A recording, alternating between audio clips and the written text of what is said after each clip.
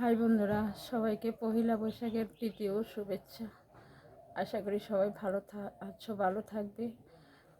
আমি চাই সবার জীবনে যেন প্রতিটা বছর যেন হাসি খুশি ভরে থাকে, হাসি খুশি নিয়ে আসে। আমার জীবনে হাসির মানুষটাই চলে গেছে, যেন আমার ঘরটা পুরো অন্ধকার হয়ে আছে। গেছেবারে এমন দিনও আমার মাসে ছিল, আমার সব কিছু শেষ হয়ে গেছে। আমার সব কিছু ছিল এই মাসে, আমার মাও আমার জন্য এত করেনি। আসন পূজা দিয়েছি।